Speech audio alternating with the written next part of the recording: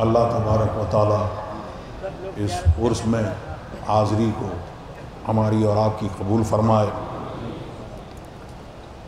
اور اس عہد اور اس وعدے پر قائم رکھے۔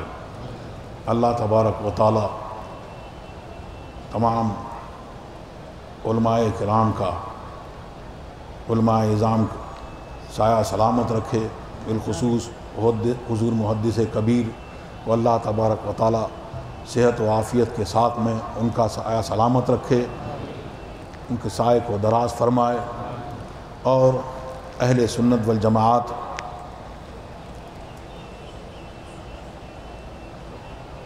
ان سے، ان کے فیض سے خوب مستفیض ہوں۔ آپ نے جو ابھی آپ کو درس دیا، جو خطاب آپ سے کیا، اس میں حضور تاج الشریعہ کے بارے میں آپ کو بتایا، اور بتایا کہ کبھی اس طور پر فخر نہیں کیا، بلکہ فخر کیا تو سرکار دو عالم صلی اللہ علیہ وسلم کی غلامی پر، حضور مفتی اعظم ہند کا دامن تھامنے کو، اس پر فخر کیا، اور فرمایا کہ مفتی اعظم کا ذرہ کیا بنا اختر رضا، محفل انجم میں اختر دوسرا ملتا نہیں، اور فرمایا بلحوث سن سیم و زر کی بندگی اچھی نہیں، ان کے در کی بھیک اچھی سروری اچھی نہیں، سروری خود ہے بکارن ان کی بندگان شاہ کی، ان کے در کی بھیک اچھی سروری اچھی نہیں۔ تو وہ غلامی اور غلامی کا دامن، اور وہ ایسا پکڑا کہ اپنی سکندری کا اعلان کیا اور بتا دیا کہ ان کی گدائی کے طفیل ہم کو ملی سکندری، اوج یہ لائی بندگی، رنگ یہ لائی بندگی، اوج پہ اپنا وقت ہے۔ تو یہ انہوں نے فرمایا وقت بہت کم ہے، اللہ تبارک و تعالی ہمارے آپ کی سب کے ایمان کی حفاظت فرمائے، اور ہم سب کو اس دین پر قائم رکھے۔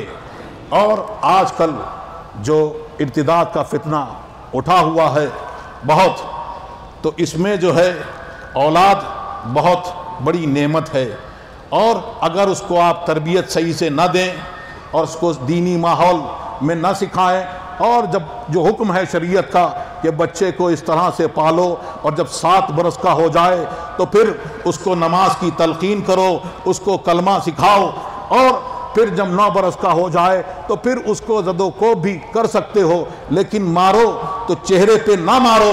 تو یہ جو تربیت ہے، یہ اولاد کی تربیت، یہ اگر یہ نہیں کریں گے تو یہ جو ماحول ہو رہا ہے، یہ دینی تربیت جو ہے اس سے جو ہم اور آپ دور ہیں، اور بہت دوسرے لوگوں کے طریقے سیکھ رہے ہیں اور اپنا طریقہ چھوڑ رہے ہیں، اس کی وجہ سے یہ حالات ہو رہے ہیں۔ سرکار دو عالم صلی اللہ علیہ وسلم نے ارشاد فرمایا ادبوا اولادکم علی ثلاث خصال حب نبیکم وحب اہل بیتہ وقراءۃ القرآن، کہ اپنی اولاد کو 3 خصلتیں ان کی تربیت ان کو کرو۔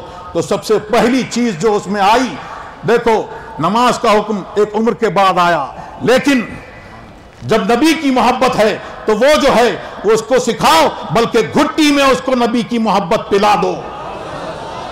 جب گھٹی میں اس کو نبی کی محبت پلا دو گے تو پھر حضور تاج الشریعہ کے شعر سے بھی اس کو سمجھو۔ وہ فرماتے ہیں کہ مسلک اعلیٰ حضرت پہ قائم رہو، زندگی دی گئی ہے اسی کے لیے، اور جہاں میں عام پیغام شہ احمد رضا کر دیں، پلٹ کر پیچھے دیکھیں، کس کی طرف دیکھیں؟ صحابہ کرام کی زندگی کی طرف دیکھیں۔ یہ حضرت عبداللہ ابن حذافہ، بہت جلدی میں بات کہنا چاہتا ہوں کہ عبداللہ ابن حذافہ رضی اللہ تعالی عنہ، کہ ان کو وہ کسریٰ کے پاس بھی گئے تھے، وہ قصہ طویل ہو جائے گا، لیکن حضرت عمر فاروق رضی اللہ تعالیٰ عنہ کے دور خلافت میں جب नसरानियों से एक जंग थी, उस जंग में उसने ये कहा, उसको जब पता चला कि वो ईमान के लोग बहुत पुख्ता हैं, तो उसने कहा कि जब तुम्हें वो मुसलमान कैदी अगर मिल जाएं और तुम जंग में जीत जाओ तो उनको बाकी रखना और मेरे पास लेके आना। वो लेके आए, कहा कि ये सरकार के सहाबा इकराम में से हैं, बहुत देर से वो कैसर जो था वो आपकी तरफ देखता रहा। और फिर उसने उनको कहा, मैं एक बात आपसे कहना चाहता हूं, एक अम्र आप पर पेश करना चाहता हूं। उन्होंने कहा क्या है? तो उसने कहा कि मैं आपको नसरानियत कबूल कर लें, ये मैं पेश करना चाहता हूं। आपने सख्ती से इनकार कर दिया। तो उसने कहा कि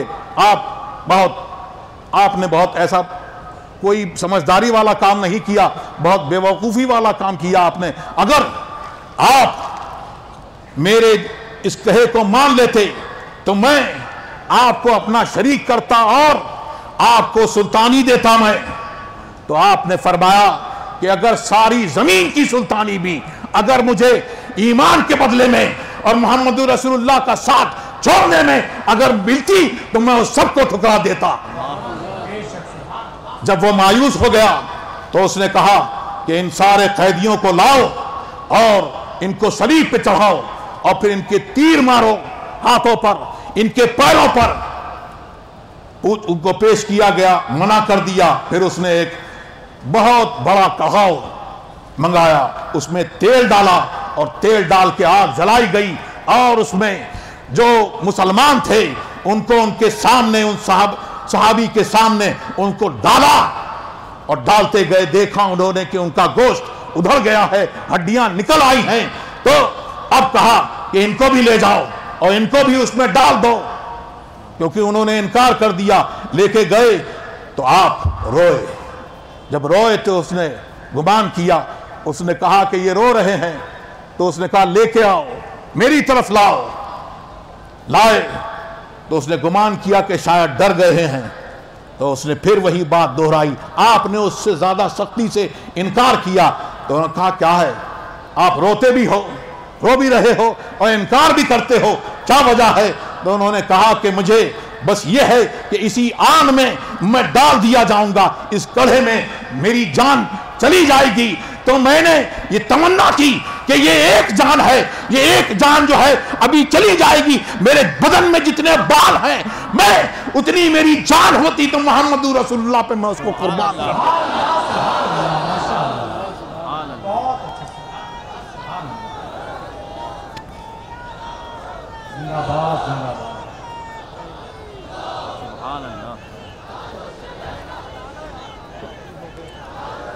तो पलटकर वही देखो, और भी वाकयात हैं, लेकिन बहुत टाइम निकल जाएगा। तो हम उसी दौर को, अपनी तारीख को पहचाने और उस तरफ देखें जिसकी तर्जुमानी आला हज़रत ने यूं की है कि जान है इश्क़ मुस्तफ़ा, रोज फुजू करे खुदा, जिसको हो दर्द का मजा नाज़े दवा उठाए क्यों।